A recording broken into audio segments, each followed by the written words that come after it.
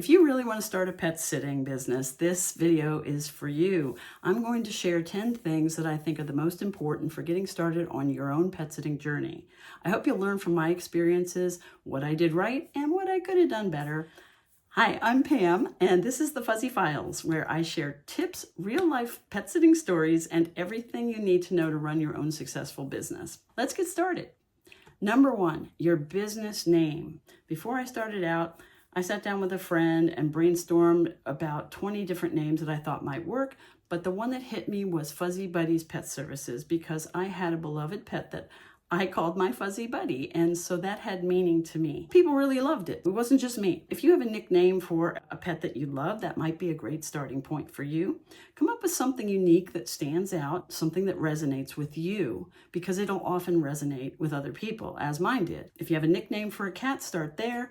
And just brainstorm and try and figure out something that sounds good, but it's also unique and memorable and catchy and relatable, because you want people to have your business name pop up in their head when they think about getting a pet sitter. Ask everybody you know for their opinion, and if they really like it, then you are onto something. After you decide your name, I would say run, don't walk, to fill out your trade name application with your state.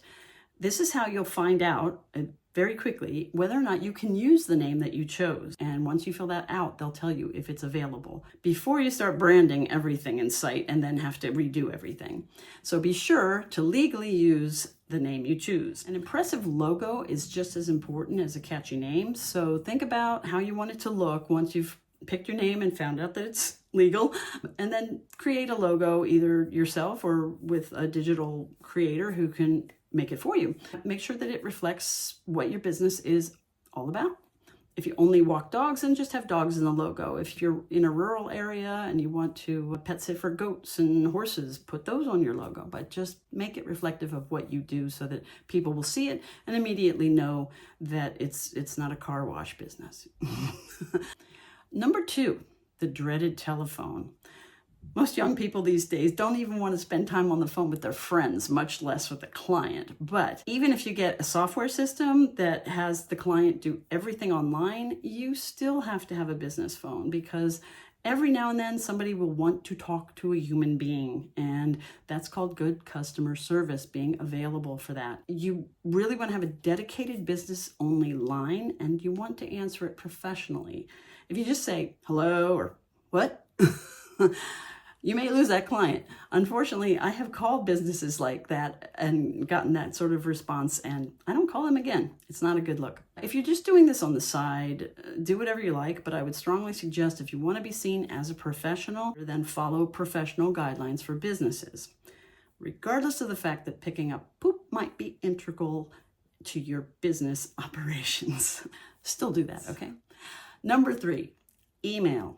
A Gmail address or something like that is fine, but one like pam@fuzzybuddies.com that's attached to your website domain will help you look more professional.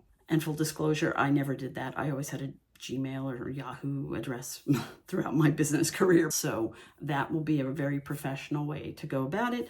And the website's really important because you want people to be able to find you and to see what kind of services you offer, what your rates are, and learn a little bit about you and your business. I did have a website, but I didn't do much with it because I really didn't need it. But there's more competition now, and having a website with info about your business, your rates, your services is essential these days. So number four, legal setup. Now that you have your name, your logo, your email, your phone, what structure will you have? Are you going to be a corporation, a partnership, a sole proprietorship? If you decide to be a sole proprietor, you can go ahead and register your business right off the bat, but you definitely want to see an attorney if you're not sure what structure to have. And if you do want to incorporate, you should probably talk to an attorney, although you can get that done cheaply through something like LegalZoom. Your state comptroller should have an online step-by-step setup for you to register to handle everything required, such as getting set up for tax payments and applying for your state or local business license. And once you've gotten all that settled with your state, go to the Federal Business Information site, irs.gov, and apply for an EIN that will register your business. Now, you don't have to have an EIN if you're a sole proprietor and you have no employees, because technically EIN stands for Employer Identification Number. But it is a good thing to separate your business life from your personal life, because if you don't have an EIN, your business will go through your Social Security number, and it just gets messy that way, because you want to have everything separate if possible. Number 5, finances. As I said, your Social Security number is fine for a business bank account, but if you get an EIN, give that number to the bank along with all the business information we talked about earlier, which is why this step comes after the previous ones. Why should you have a business account? To deposit any cash or checks from clients, as well as any cash transfers from, say, PayPal, Zelle, Venmo, whatever. A business bank account will also help you keep track of expenses like items you buy for your business, expenses you pay by check or cash transfer. It's much easier than it used to be to take credit cards. They can be accepted through your phone, in person. Square will give you a little Square device where, if you go to a meet and greet and you want them to pay you there, you can do that. You can also accept payments remotely through invoices. Software systems like Time to Pet can handle this as well, but you don't have to have one of those software systems in order to collect credit card payments. Fees for credit cards generally run between 2.5% to 3.5%, depending on the type of transaction and the processor. To be honest, I never accepted credit cards. My clients never demanded it. I did have one client toward the end of my 30 years that was hoping I would switch over from checks to Zelle or Venmo, but I was so close to closing my business at that time, and I didn't want to really try something different just for one client. But I do suggest that you get yourself set up for that sort of thing. As a professional business, you're going to have to pay taxes and credit card fees if you take that sort of payment. And that's just how it is. It's good to set aside about 15 to 20% of whatever you earn so you won't be surprised by a big tax bill. My accountant set me up to do quarterly payments so that I wouldn't have anything massive hit me, after I filed the next year's taxes. I strongly suggest that you hire a tax professional to help you get set up with all of this. So number 6, transportation. This should go without saying, but I will say it. You need a reliable vehicle. Even if you live in a city and you can walk or ride a scooter over to your client's house or apartment, if you get to a house or apartment and you find that the pet is ill or injured and has an emergency, you need a vehicle to get you to the vet. When there's an emergency, time is of the essence and you don't want to have to wait around. Okay, number 7, contracts. You need one that spells everything out. Even with the software system, I continued to use my lawyer-approved paper contracts, but that was me. I liked asking questions and writing answers at the meet and greet. I always called it an interview, because it helped me reinforce what needed to be done when I returned for my first visit. Honestly, I feel like if you're not asking questions at an interview, if you're just standing there listening to what they're saying and you don't take notes and ask questions, you're not really doing a professional job. Just my opinion. I'll go over what those questions are in a future video in much more detail. A software system like Time to Pet, I'm not recommending that or any others, just using it as an example, will have fields for information on dogs, cats, your veterinarian, your client's information, what the pets need to eat, blah, blah, blah. These systems will make your life easier, but they do charge a monthly or annual fee to use them. And if you want that, by all means, do so. If you're not ready to go that route just yet, I can share my contracts and you can adapt them to your own business. I would have to charge for that. Just let me know if that's something you'd be interested in. And let me know if coaching in the future would be of any interest to you as well, because I might offer that. A last section of the contract should be conditions of service, and this is vitally important. That's where you're going to lay out the client's responsibilities as well as what you're going to be responsible for. For example, what are your cancellation policies and what are your agreements on the liability? If a dog breaks something in the house, are you liable or is the client liable? So you need to get all that worked out, and it is best to see an attorney just to make sure that everything is legal. I think software systems have boilerplate contracts, and you should always tweak those to adapt to your own business and have a lawyer go over it for your state. Other forms that you should think about having: veterinary release forms. That is where the client authorizes you to take the pet to the vet should an emergency arise or they need some kind of care. And then they'll also authorize amounts to spend and all that other stuff. So it's good to have that, and I can show you what's involved with that at another date. But also a guardianship form to tell you what to do if the client never comes home. I did actually have a client die while I was pet sitting, and fortunately, this is something he knew was a possibility. He had cancer and he was out of town being treated for that and did not make it. And thankfully, he had made prior arrangements just in case this happened, and all of his people swooped in and took care of everything, and I didn't have to worry, because had he not done that, I might have ended up taking the pets to the Humane Society. So it's an important thing that people let you know who to contact and what to do should that happen. Number 8, marketing.